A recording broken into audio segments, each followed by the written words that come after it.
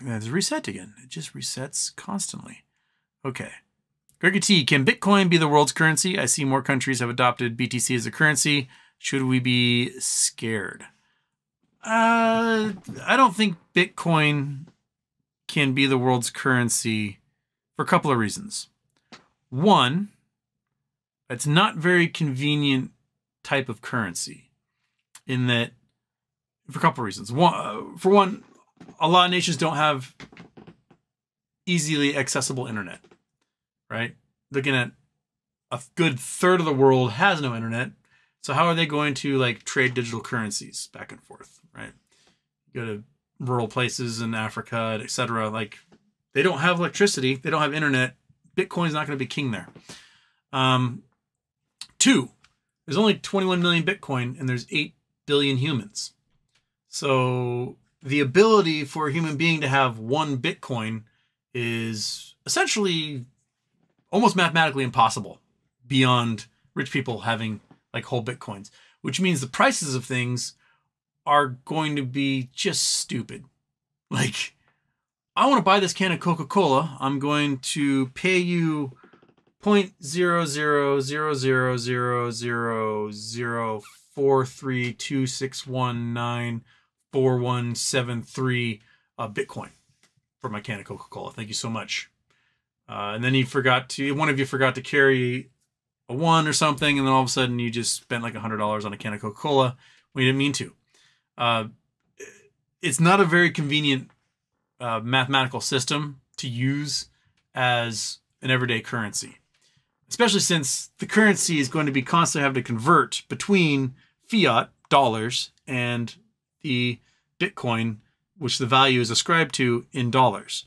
So when you're buying your beer at a restaurant and it's a $6 beer, they're going to have to do a currency calculator and figure out how much that is in Bitcoin, because our brains understand $6. Our brains don't understand 0.00. Let's look it up right now. Let's go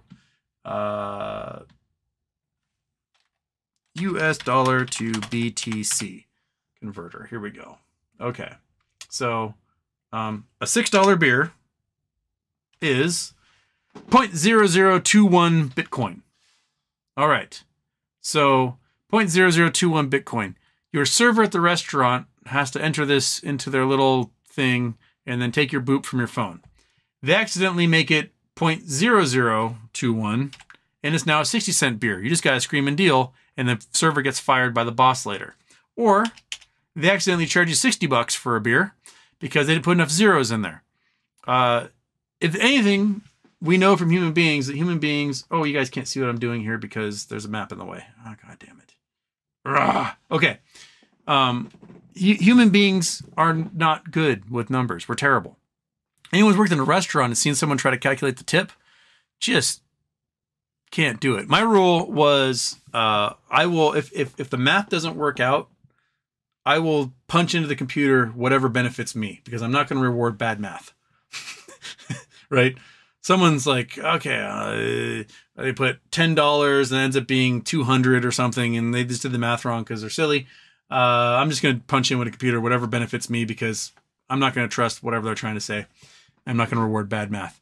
But, you know, all it takes is one wrong zero punched in, and you're doing hundreds of transactions a day. You want to buy a stick of gum, right? Oh, okay, you're going to give me 0.000087 Bitcoin. That's that stick of gum. I'm going to write all those zeros on the sticker, put it in the impulse aisle at the grocery store checkout, and no, they aren't going to do that. Fractionalized numbers like that, humans are notoriously bad with fractions. That's why we don't really go beyond 2 decimal places. Right? It's just a piss poor system. And then to try and have 8 billion people all using that when there's only 21 million Bitcoin, the Bitcoin is going to end up being worth, you know, $100 million. And then all of a sudden your fractionalization, you're going to be like, okay, this particular stick of gum is 4 times 10 to the negative 14, right? That's going to be scientific notation to do this stuff. it's just not convenient. And then you have the other end of the spectrum. You got like the shit coins where they produce 100 quadrillion of them. and there's just so many that it will never be anything except for some fractional, huge, long chain of decimal numbers. Those are the two big problems with Bitcoin. And then on top of the fact that it's a speculative security and not actually currency, and that the only ways it's useful for people is paying for crime, money laundering, and speculation. It's just not going to be adopted in any serious manner. El Salvador has adopted it. People, the guy who has the ice cream cart has to take it, and he's like, I hate this. I'd rather have some US dollars, man. I can do things with that. I can't do shit with this Bitcoin. It's a pain in the ass. Anytime I want to convert it into dollars, they charge me a huge fee. I hate it. And like the people at the businesses in El Salvador, A, they don't like using it. B, they don't like the crypto bros who head down there and bug them all day long. They really hate, like, they'd rather have just regular tourists than a bunch of crypto bros.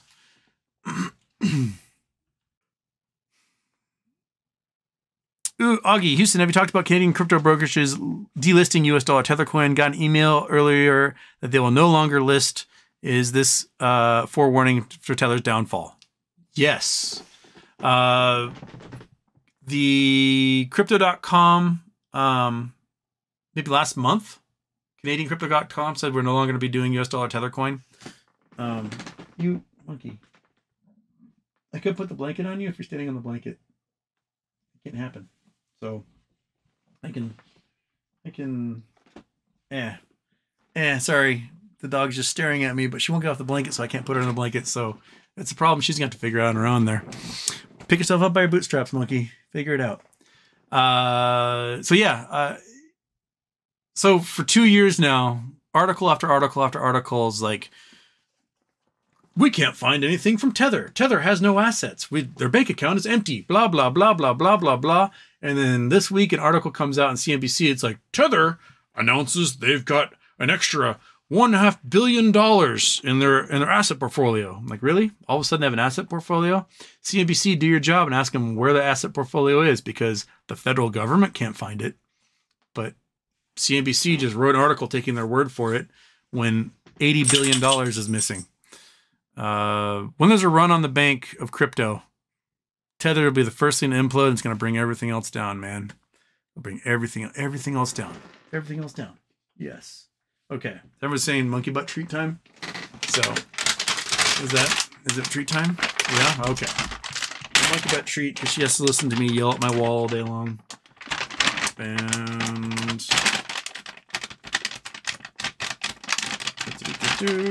Okay. Come on, close. Get into the monkey mouth cam. Monkey mouth cam.